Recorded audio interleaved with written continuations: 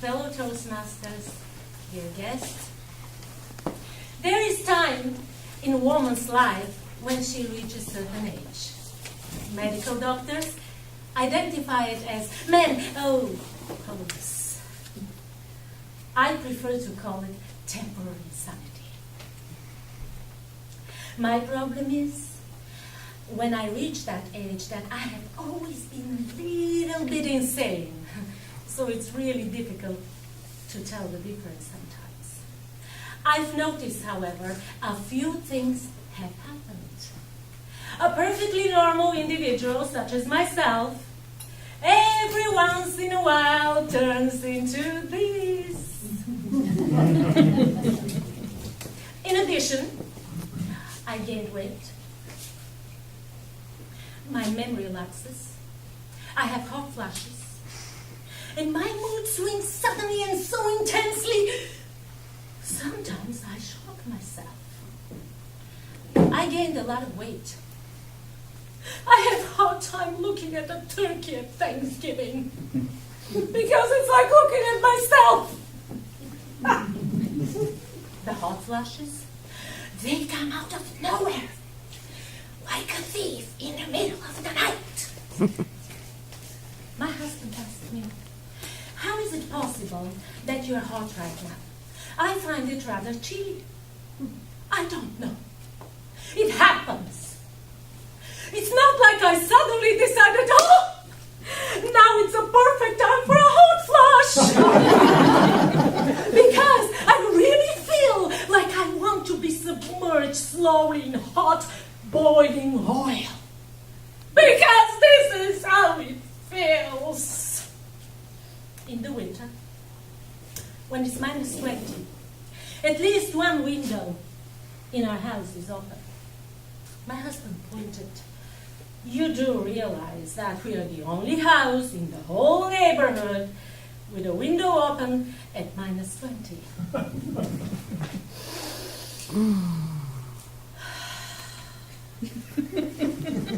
I just look at him. Don't you dare to touch that window. Because somebody will go to jail or hospital. I realize my husband's frustration. And I know it's very difficult for him to understand exactly what I'm going through. But it doesn't stop the urge inside of me to slap him or even poke him in the eye. I forget a lot. The other day, I stood in the middle of the kitchen, asking myself, where am I? And this time I didn't mean emotionally.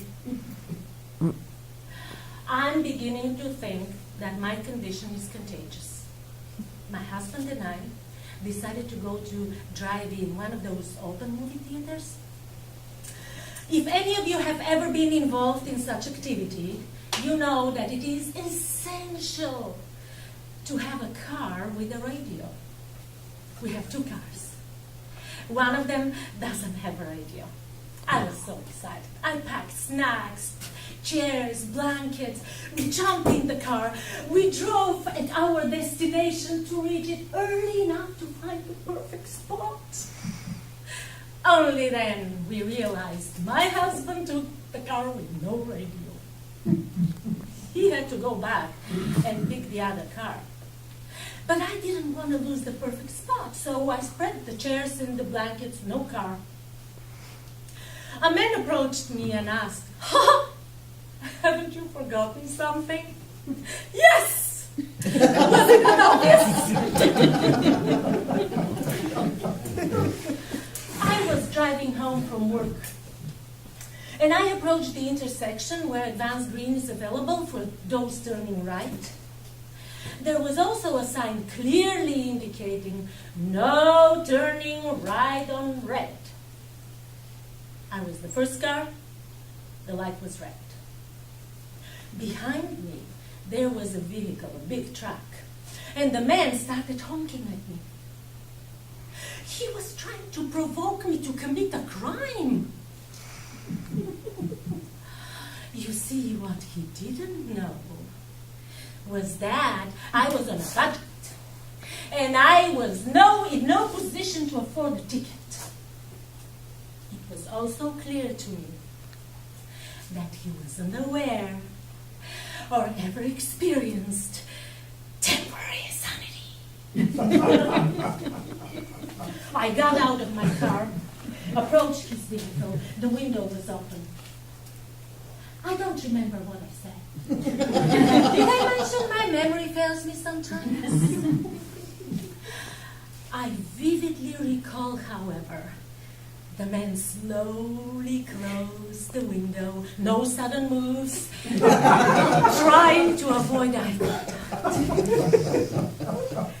He was lucky that day. He was driving a vehicle with windows. He was protected. If he was on a Harley, he would have stood a chance.